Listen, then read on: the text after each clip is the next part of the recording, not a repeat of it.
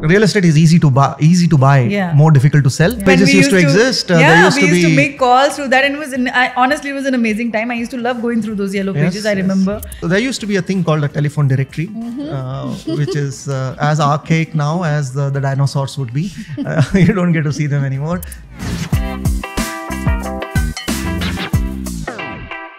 Another episode of Inspiring the Future. Today we have Avinash Rao with us, and there is 23 years of experience that we're going to be speaking about in business operations and marketing.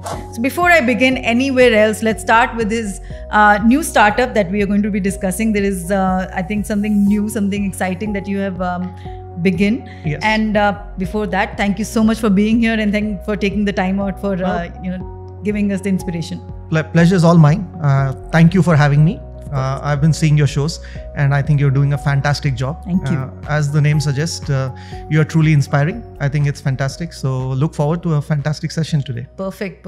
So let's talk about your startup. Let's talk about the new, venture in hand. So how did that start, and what's it about?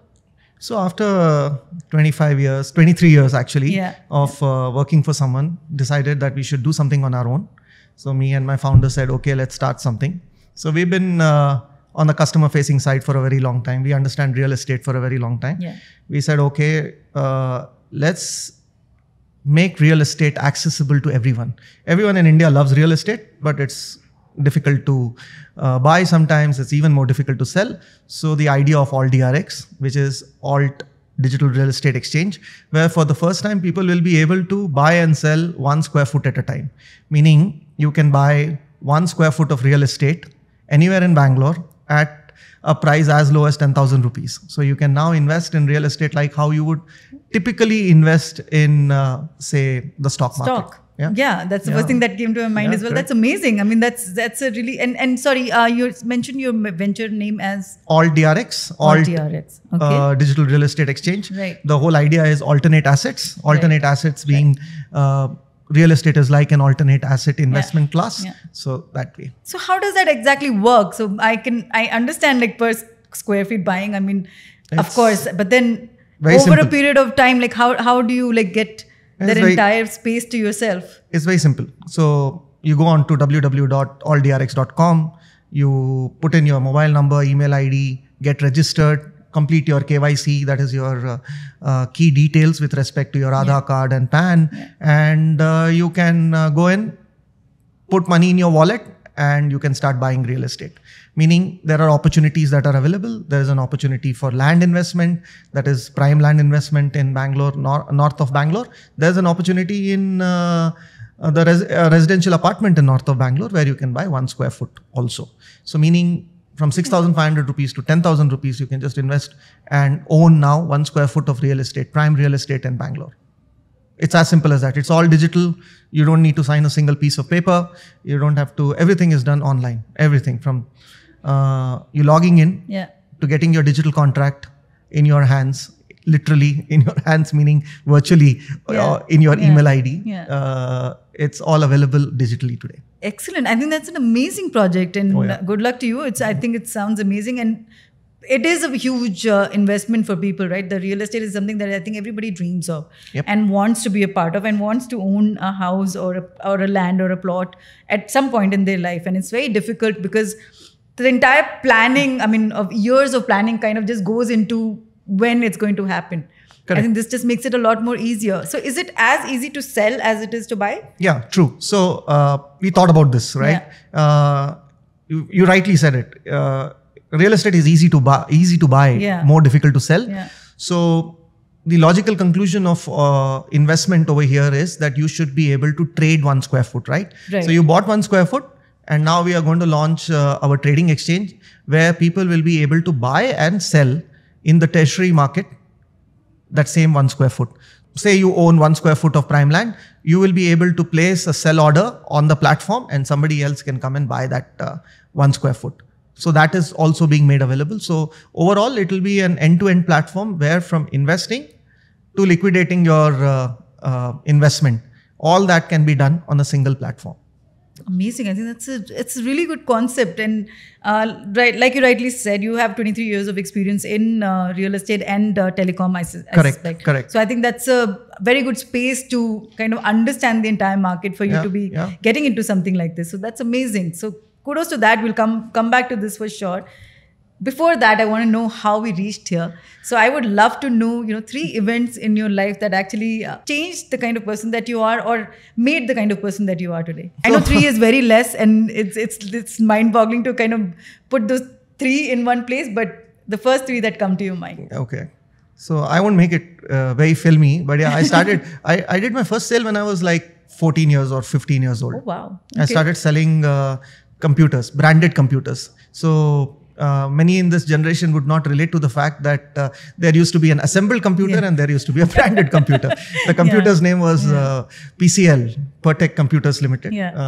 And I sold my first machine, I think, when I was 15 years old. That's a long time ago. Wow. And it was quite an experience. So it is that experience that defined my journey in my life in a big way, because that is when I realized, okay, there are a few things I'm very good at. There were a few things which I could do really well, is strike a conversation, build a rapport, and more importantly, the ability to close a sale is important. But the more important thing is to be able to say, I will go to somebody and that somebody will reject me by saying, look, I'm not interested, go away, right? So I was able to take all that, and that gave me a great deal of confidence to go to perfect strangers and meet these perfect strangers, build some kind of relationship with them, and in the process help them fulfill one of their needs, right? So that's what I was able to do, and I was all of 15. It started in my hometown, that is Ballari. I was very, very proud of what I was able to do. I sold, I think, 3 computers in that 6-month period, and I was thrilled to bits, actually. And that's a huge number at that time. I'm saying Correct. 3 computers and computers were at a big cost then. Yep. Because it was out there, and it was just the first machine that I sold was like 55,000 rupees. Yeah, and that's a huge amount for that time. I would say it was like 3 decades ago. Yeah, right now. So it was quite expensive. I think it was called PCL Prodigy. Yeah. I mean, it was this machine which could do multiple things. Yeah. And the competition at that time, was not like one computer versus another. Exactly. Today you have various brands competing. There was a guy who was sitting in some small shop and assembling a computer and giving it to you. And here was this branded computer which was almost double the price. Yeah. So fantastic experience. Brilliant experience, you may say, because it changed the course of my life. Yeah. That's when I realized this is what I want to do. Came to Bangalore after my graduation, and starry-eyed. I came from a small town, but had great experiences, knew what Bangalore was, and landed up as a job as a Yellow Pages salesman. For a lot of viewers who are Gen Zs here, Yellow Pages used to exist at a time when... Yes. Yellow Pages used to exist. We used to make calls through that, and honestly, it was an amazing time. I used to love going through those Yellow Pages, I remember. And, finding those numbers and finding people from there to actually do the sale, if you talk professional-wise as well. So there used to be a thing called a telephone directory, which is as archaic now as the dinosaurs would be. You don't get to see them anymore. And there used to be white pages, there used to be yellow pages. And just 21 years old, come to Bangalore and land up a job, and I think I can conquer the world, The salary looked really nice at that point in time, and it was a truly humbling experience, because I was hoping to be the star salesman, and I was hoping to be this top performer, doing everything that came naturally to me, and I just couldn't make it. I couldn't cut it, and I felt despondent to a large extent. It was a emotionally draining experience, because I wasn't able to perform at the level that I believed I could. And that is when I decided that, look, if I have to do something with my life, I need to do more. And that's when I decided to do my MBA. I quit my job. I had not cleared my MBA entrance at that time, but I went back, did my MBA entrance, finished it, did well. For the first time in my life, I studied really hard, and I came out with flying colors. And I think that's a fantastic decision that I took to do my MBA. It gave me a holistic perspective about business. It gave me a far greater understanding of what business is about, what human relationships are about, and how it is important to understand every facet of business. Yeah. So that MBA experience is maybe as much as a life-changing experience as selling my first PC. But yeah, the MBA experience made me what I am to a large extent. Yeah. After that, it's been quite a ride. Again, no campus placement. Came back to Bangalore, did a couple of things, and then luckily got into Reliance. And somebody believed in me and said, okay, let's give this young lad a job. So they gave me a job, and I started in telecom that way. Yeah. And my longest stint in telecom was in Tata Teleservices, where I spent 8 years. I went on to become the geography head for the enterprise business in Karnataka, which was the most profitable business at that point in time, most profitable region for enterprise business at that point in time. There I learned 2 life lessons which stay with me even today. Again, 28 years old, doing extremely well as an individual contributor, great account manager, 225% on my quota, flying high. And I was told that, okay, now you can manage a team. Come here. There's a team of people. And sorry to use this phrase, but I really sucked at it in my first year. It was really bad. Nobody wanted to work with me. They said I was arrogant, abrasive. Yeah. And I was like, I was doing whatever I was doing, right? As an individual contributor, going out there saying I have to sell more, get more business, and get greater share of the wallet from the customer. I knew my accounts like the back of my hand. I've been very lucky. I got some great bosses, and all of these people, these are great bosses who pick you up from a crowd and say, okay, this boy can do well. So somebody like that. So the first advice that I received was, nobody gave me a rap on my knuckles, never. It was really nice of them. They took me out for lunch, and he said, look, you're a great guy. You're doing a lot of good things, but you know what? Always treat your people the way you want your boss to treat you. He was my boss's boss. And that stayed with me for a very long time. It's so true. Nothing is more truer than that, right? You expect your boss to treat you in a particular way. You need to treat your people that way. It's as simple as that, but I didn't know it. But somebody had to tell me. The second thing was very interesting, right?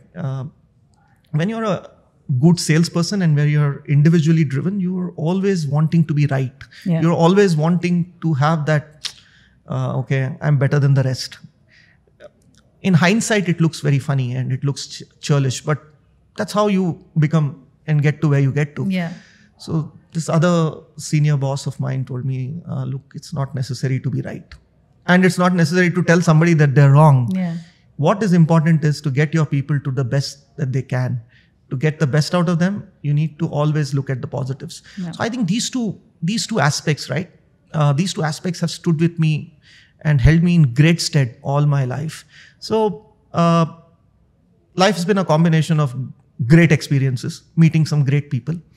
One big life lesson, I think, which I learned, and this is not my personal comment, but this is a comment which was made by a great footballer once upon a time, and a great English footballer, very relevant to all of us. Many people say you have to be in the right place at the right time. I think it is impossible for to know when is the right time. Yeah. You just need to be in the right place all the time. Yeah. So if you are in the right place all the time, through sheer hard work, you're likely to be there at the right place when the right time arrives. Yeah. So I think those are some of the things which I've learned in life, and lucky me, I guess there have been a lot of good people who wished me well. Amazing. I think these are some great experiences, starting with, I think that at 14 to make that sale, I think it's amazing. And at 14 to have that, when you spoke about have that knowledge of being okay with the rejections, I think that is huge. Yeah. I think that is something that we learn at a very later stage, and I I think miss out on a lot of things because of that, because it's very hard especially if you talk about the sales aspect, right? If you talk about a career in sales, you're always, the rejections, I think, is what you really need to kind of focus on. Getting the sale and rejoicing that kind of victory, it's easy, right? It'll come to you naturally. But handling a rejection gracefully, I think that is something that is very difficult for a salesperson specifically, I would say. It is very tough. It is. Because it's very easy to believe that they're rejecting you. They're not necessarily rejecting you. You don't know what's happening in their life at that point in time. Exactly. And But it's very difficult not to take it personally. Correct. Yeah. Very important that you don't take it personally. Exactly. And very important that you are able to go back and refine yourself and try harder. Yeah. Many a times why people reject sales or marketing is because things are not in their control. Yeah. And they believe that the extraneous factors are so strong that they will never be in their control, which is not true. Yeah. If you try, most of the times, if you make that last phone call, you will succeed. Exactly. And if you, I believe that, because I've also been in business development and sales for quite some time now. And there have been times when I've been very low, because it's rejection after another one after another, right? So you will have those days. You will have those days when you go months without a sale happening. And you need to be positive. You need to know that these rejections are not the end of it. Like you said, that there is going to be that last phone call where it is going to be a victory, and you are going to come out of it victoriously. So it's very true. I think that incident of yours, I think that's a big learning to have at a very young age. It's not something, like I said, it's not something that you're able to even learn after like 20 years of experience in your career, right? So that's amazing. And talking about the last part where you said, mentors, I think that's very important too in a professional life to grow. I think apart from, of course, you need your hard work and your resilience and everything to be there to really reach the point that you want to, or be in a state, the position that you want to be in. But to have these mentors guide you and kind of make sure that you are receiving the other end of the thing that you need to receive, it's very important. And finding those mentors are very difficult, but once you do, I think they can really take you to that next level. See, luck is very important in life, right? To be in the right place and to get the right kind of advice. It's not easy. But advice comes to you from various forums and various people. It is very important to keep your eyes and ears open and be able to take it. True. It's very easy to reject advice. You will dismiss it saying that it's really not relevant for me. Correct. And it may not be relevant at that point of time. But you never know in future where it's going to take you, right? Yeah, because what got you here is not going to get you there. And unless and until you don't have a perspective of what is there on that side, you're unlikely to know what you're going to go through to get there. So whenever somebody who's got a little bit more experience than you comes and tells you that, look, maybe you can tweak it, I think it's worthy enough to step back and say, okay, let me see if it's worth tweaking. So I believe that. I mean, many of these people today, from bosses, they've become friends. And many a times they tell me, when I told you this, how did you react? And I believe that was so true. I necessarily would have reacted arguing with them. Today, when I look back, maybe the argument was not worth the effort. Required, I should have just said, "You're right," and let's go with it. You're right. Mentoring is an art. Not everybody can do it. No. And it's important that while receiving advice, you know that somebody is giving you free advice. Right? There's nothing in it for them. There's no motive. If they're telling you something, please take it. Whatever. You don't need to imply it. You just need to, like I said, some advices usually don't make sense at the time. They don't really resonate with you at the moment, or in that process, or in that situation that you're in. But it might maybe be of use maybe even 5 years down the lane.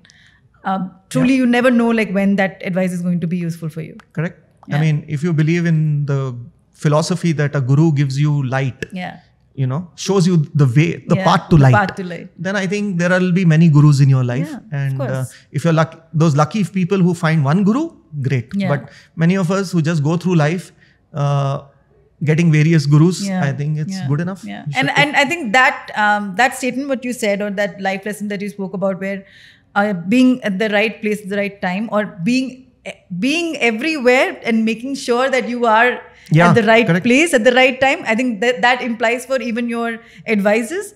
I think just taking in all the advices that come in, you never know which one's the right one for you. True. So True. I think just keep your ears open for when it comes to like your mentors or your bosses or your leaders or, you know, and advices, all of these. I think it's just, again, like being at the right place at the right time and just being everywhere at the right time. Yes. So amazing. So let's come back to, I wanted to speak a little bit more about the business aspect, and I want to talk about the beginning of the business aspect. I mean, creating something, it's huge. Yeah. It sounds all hunky-dory. It sounds great to have a business and startup and all that. I know, but how much of an effort goes into that, right? I mean, and after having 23 years of work experience, it's starting up a new business and having that entire thing, even with the knowledge, I'm sure it was very, very difficult. So how was that entire process of getting it started? That 23 years of your life of working, the next 2 years when you've been doing what you're doing on your own are very different. And when I say that, I say it different in caps, bold and underlined. And exclamation marks. Exclamation marks. Because nothing can prepare you for this ride. Yeah. Nothing. It's not what you can imagine. Because working as a professional spoils you, right? You become so used to having things at your beck and call. Yeah. If you keep growing in your career and reaching a position, in a way you become a slave to that position without even realizing that you become a slave to the position. You have assistants, you have a large cabin, you have everybody available to you, and people respect you or show great respect to you, but it's always the position. It's never you as in you the person. Yeah. All this realization comes to you the moment you start your own business. The moment you start your own business and the moment you start working by yourself, the first thing you realize is who are your really dear friends, right? And who you can confide in, who you can speak to about your greatest fears, who you can tell that, okay, I don't know what's happening. The realization, okay, on the 1st of every month, I'm not going to get a salary, right? So all those things are very important. And it's important that that emotional aspect of that side is taken care of. So I can confide into my other founder, Anand. I can confide into my wife, I can confide into my mother, I can confide into my sister, I can confide into these people who are close to me, but not anybody else, because everybody's judging you out there. Everybody's trying to say, look, he started on his own thinking he's some Superman, but look where it's come to. But you will have fears, you will have concerns. It's good to talk about them. It's good to voice them out to people who you believe in. And it's good to have those conversations, because thinking that everything is going to be hunky-dory is a fallacy. People should not give into that fallacy. It's going to be a struggle. And the critical part of it is that once you've given up your professional life as a working employee, it's important to forget about it. Your past experience is your past experience. It's over. That part of your life is over. You cannot live on past glory, because your people will you may get an entry into the door because of your past glory, but after that, it's all about how you will execute it in your new role. You don't have the brand backing you. You don't have the whole infrastructure or the ecosystem that is backing you. Now you're creating it all on your own, and it is your personal integrity and your own self, which is more important than anybody else. So I think these are a couple of realizations that you get very quickly, but it's liberating. It is liberating to the extent that you can do what you feel you want to do. All those things that you thought when you were working that you wanted to achieve, here's an opportunity for you to make that happen. With a clear focus on the fact that you work for your shareholders. Whoever is your shareholder, you work for them. In a way, you have to ensure that you create value for your business.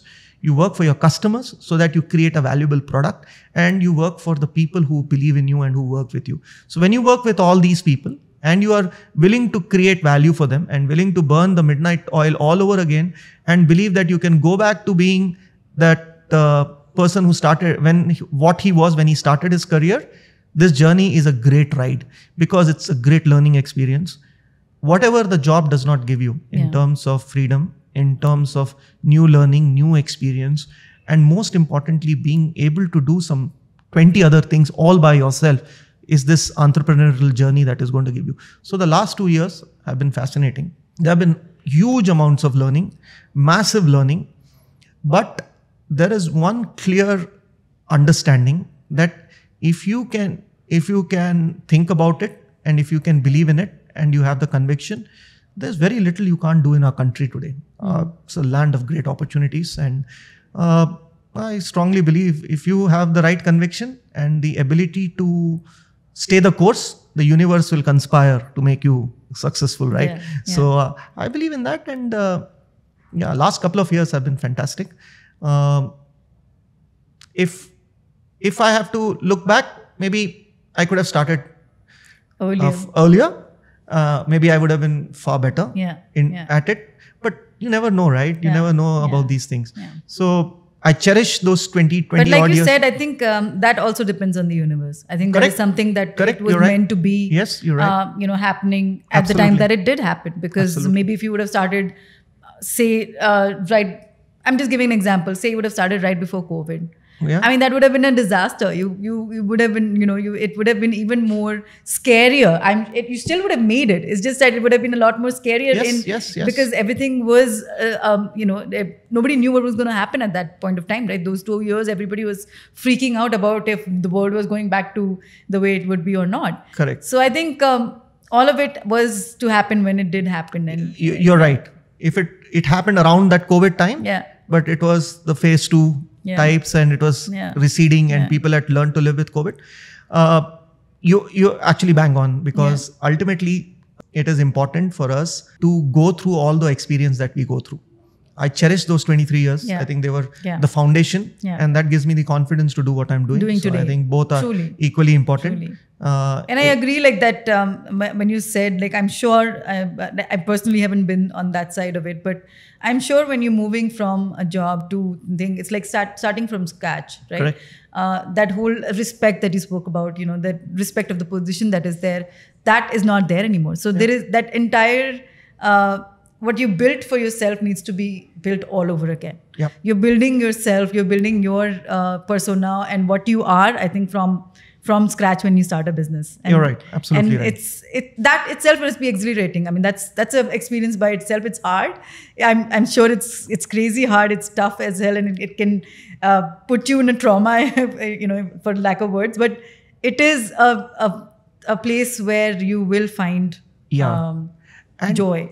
It's the same thing, right? When you get into a position where you're facing disappointment, where you thought something was a given and it's not happening. Yeah. At that point in time, it is important to stay resilient and stay the course. Yeah. Many people don't think beyond that disappointment. It's very important to get beyond the disappointment. Many a times it's very difficult to get beyond the disappointment, but it is important to get beyond that disappointment. It is. Disappointments are going to be a part of this journey. Yeah. Rejections, just like we spoke about rejections earlier. I think it's the same path. People who I know of, who may not give me business today, not for any personal reason.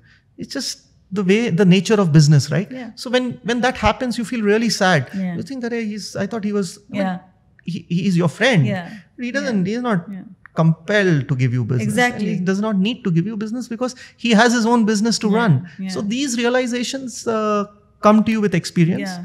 And till you faced it, you don't know how it feels. I think, and that's another thing that helps in having that experience. Correct. When we talk about starting later, I think that's something that will help to understand better, right? When we are younger, we don't understand these things. We would not be accepting of these things. We would be like, how could he not? Yeah. That would be the first question. And now when you look back, you would actually make sense of why he did not. Yeah. And that's important. Yeah. When you're younger, it's harder. It is. I think at some time, because you are like, okay, this is, because you're not been exposed to so many things, right? Yeah. So it's a hard world out there. Yeah. And maybe as you get older, you get wiser. There must be some merit in that phrase. So I'm sure. As you get wiser, and if you're able to use that wisdom for your benefit at the appropriate time, I think that should hold people in good stead. Amazing. We'll come back to this a little bit more later. One thing that popped my mind was, if I'm sure it was different before and now. If I was to ask this question when you were working, and if I was to ask this question now that you've started your business.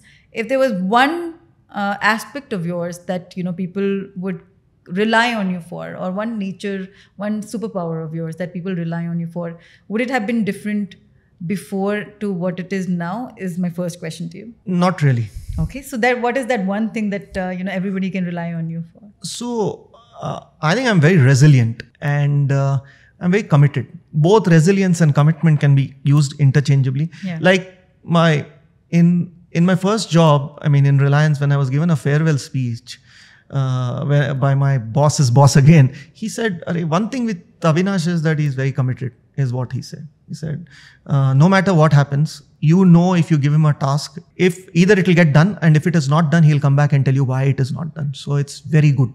So I think these resilience and staying committed to the task are two things which I believe are the same. Once I take up something, I think I would like to see it to the end. I'm very keen on doing that. I don't think I give up easily. Yeah. And I don't think there's anything more powerful than the power of your own conviction. So, yeah, I think the both are, I don't think it'll change. These are personality traits, and I doubt if at any given point in time, maybe 10 years down the line when I might feel a little older, I may change, but right now I don't think that will change. Amazing. So if, when we speak about the downtime as well, I'm sure there are not days, especially being in sales, it is difficult. There are days when it gets difficult, right? You do go through the process of questioning yourself and bringing yourself up and all of that. So when you're going through that process, what do you do to kind of bring yourself back and be resilient and committed? So I go back and see all my victories. I take a lot of inspiration from all those victories that I've had in life. And I think for any customer facing person or anybody, any walk of life, actually, it's very important to know how it felt when you succeeded and the confidence that it gave you. So both confidence and patience are very important. So if you're confident that when you succeeded, you didn't ask why. So you can't ask why when you failed, right? That's not right. You can't ask, why did I fail? There are, 8 billion people in the world, right? Everybody can fail, everybody can succeed. So it's okay to fail, but it's important to get up and try and succeed again. Yeah. So no failure is final or fatal, and no success is ultimate. So one has to keep moving from success and failure. So for me, it's very important to go back and say, okay, which was the most difficult account that I cracked? When I was in telecom, I cracked one account. Which was the best launch that I did? Okay, this is how it felt. So it will come back. It will never be, no failure is permanent. Every failure, you can fight it. So on a lighter note, what do you do apart when you're not working and not being committed to work? I'm sure now in the last 2 years, you wouldn't have gotten any chance to be beyond it, but what do you usually do as hobby? I think you'll always have time to do things that you want to do. Yeah. I strongly believe in it. So over the last few years, I've been taken to jogging and walking, or slow jogging and fast walking. Yeah. I like doing it. It's keeping me fit. Yeah. It's nice. It's mentally peaceful. It helps me build my stamina. It gives me a sense that I'm fitter. I read. I watch a lot of shows. I watch a host of shows. There's always time for me to figure out how I can spend 2 hours watching shows at night. So I watch all kinds of shows. I love watching shows. I love anything reading. in particular that you're interested in terms of the genre? I watch all crime and Game of Thrones. Of course. So all kinds. From Ted Lasso to Game of Thrones to The Morning Show to Fargo to, you just name it. Breaking Bad to Better Call Saul, Succession. So you watched everything, and it's nice. So I like doing that. I watch cricket. I used to watch a lot of cricket. It was very disappointing what happened in the World Cup. Yes. And it took a while for one to come out of that disappointment. But yeah, I like cricket. I like sports in general, but it's come down. Watching sports has come down over a period of time. Yeah. Football, tennis, Formula 1, all these have started taking a backseat. They're not as enjoyable as they used to be. Yeah. And I think cricket also will meet the same fate with Test cricket and going out of fashion. So yeah, this is all I do. I like reading. I enjoy reading books, and whenever there's a good book and I can get my hand on it, I do tend to read. Nowadays, a lot of it comes through people like you who are doing podcasts and who are doing, I mean, I consume a lot of YouTube and a lot of there's some amazing channels out there on YouTube as well. Yes. There's a lot of information, a lot of knowledge, honestly. I mean, people are available to give their knowledge. That is an amazing, I think YouTube as a platform, I really like it because people are coming out to give their knowledge to others. And it's a beautiful thing to do. I mean, just keeping it to yourself, learning is great. But then what? Like what happens to that learning, right? So if you're able to share it, it's great. Yeah, I mean, I would believe now YouTube has replaced many other content channels. Meaning, I'm sure it's replaced TV for sure. And in some way it's replacing print also, because I consume all my news on YouTube. I consume most of my opinions on YouTube. And there are so many perspectives today. And that is really, really interesting. So yeah, I spend whatever time I get other than work on these things, and I quite enjoy doing all of that. Excellent. Okay, let's go back to the marketing aspect of your career. I would like to touch base a little bit there as well. Sure. In marketing, if you look at marketing, of course, it's changed over a period of time. I'm sure from the time that you had also started to what it is today and post-COVID, all of that. I mean, there's a lot of change in marketing itself, right? There is so many aspects of marketing itself now. So if I was to ask you, what was your how was your transition from the time that you started working in the marketing aspect itself? It's completely transformed. You're right. There was a time when pushing a product and when saying that I want to sell something to you meant a good thing, right? People used to say, if you want to be, you have to have gift of the gab, you have to do a few things right, and then you'll be a great salesperson. I think all that is gone. Today, I don't think so. It's about that at all. I strongly believe marketing is about creating curiosity, building some amount of desirability, and then presenting your product in the best way possible. We say it is digital, we say it is influencer marketing, we say we have to do all these things. All that is fine. But you have to build a fantastic product. You have to build a product that has desirability. It fulfills a stated or unstated need. Very importantly, there will be so many unstated needs. And there has to be a desirability quotient which pulls people to come and at least want to know what you're doing, right? It's not about just trying to say I'm selling. You can't be seen selling all the time. You don't need to be seen selling. No, they don't want to be hearing that either. The target audience does not want to be sold to anymore. I think they're very well aware and there's a lot of knowledge out there for them to kind of make that choice. Correct. And we need to just give them that choice. The age of cold calling is gone. Let's say that. It's simple as that. The age of saying I will put out a rubbish product and people will still buy it, I think that is gone. Need to create something which is substantive and valuable. We spend a lot of time. I mean, a lot of people today, when they see what we have done on the platform, will say, okay, this is how they will react to what they see. But behind that, right? Behind that, there is this whole lot of stuff that we've done. We spent host of time working with, working in the back end to create a platform which is robust, not just the platform that you see. Everything that we have done, the structure, the financial structuring, etc., all that has taken time and effort. Now that nobody sees, it's like the Swiss watch. You just know that it is perennial, but you don't know what goes into making that perennial. So as long as we create a great product, people will have respect for it.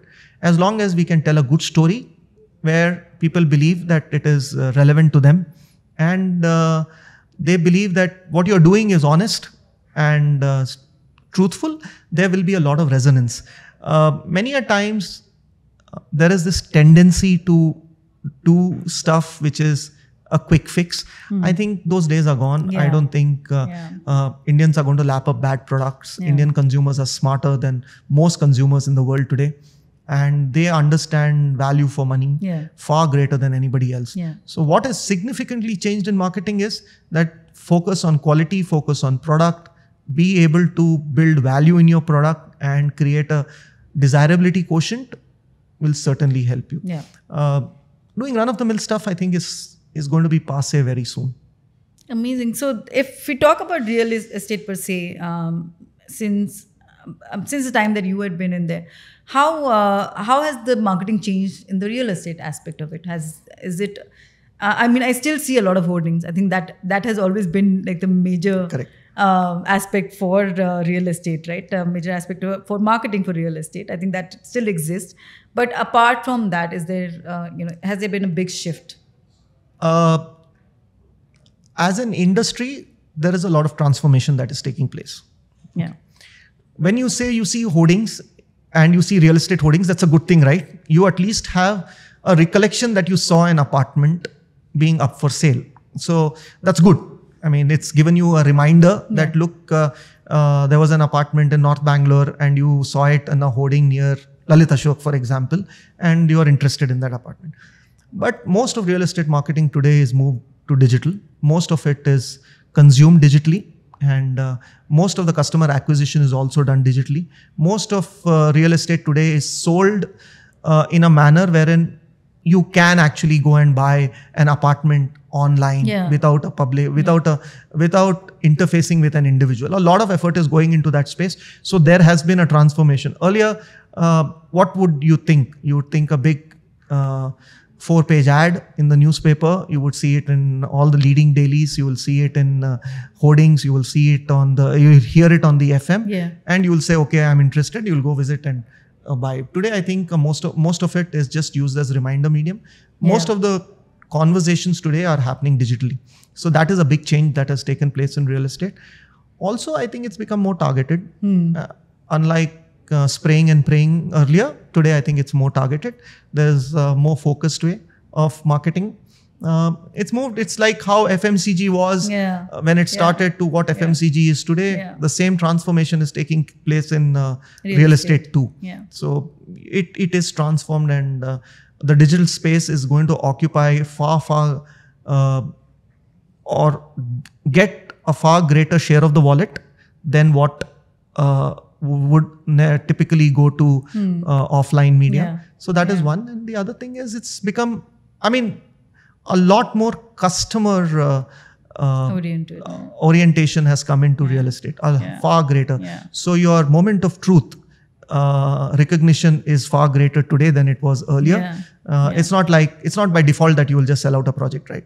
So a lot of listening is happening, which is fantastic. Both social listening as well as listening on social media, and listening directly from customers. So that's very good. And I think the social media has played a really big role in bringing that, like you said, very targeted audience. Correct. That data is available today to us to kind of bring in that targeted audience, which is amazing.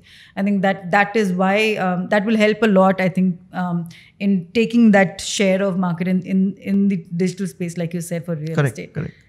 Amazing. So moving to, talking about just the leadership aspect that you've had for such a long time when you were working. So when I speak of leadership, a leader, a mentor, which we spoke about earlier, there are few things that is running in my mind. The first thing is if somebody was looking at becoming a leader and or a mentor or in a position that they want to achieve in the future, what is that one quality you think is very must for that person to have as a leader? Okay, there is so much of gyan around leadership, management. This is a leader and that is a manager and all. I think the one thing that if you were to pin it down and say, just give me one thing. I think a good leader is somebody who will never ask you to do something that he or she will not do it herself or himself. That is very critical. And execution being the key. Everything else is fine, right? Today, knowledge is available aplenty. You can give, leadership is not about sitting and giving gyan anymore. It is about getting things done. And it is about doing it yourself. You should be able to do it yourself before you tell somebody else to do it. A lot of people will seek and see you as a role model only if you are able to execute what you say. Walk the talk has never been more truer than what it is today. You need to be able to walk the talk. You need to be able to demonstrate how it can be done. rather than say what should be done. Being able to say that you're not doing something is very easy. But what is more important is to say, okay, we couldn't do it. Now this is how we need to do it. And then get it done is very important. So walking the talk and execution are certain key elements of great leadership. How about an entrepreneur? What is a key characteristic of an entrepreneur? The key characteristic of an entrepreneur is, I would think, resilience is a very, very important aspect.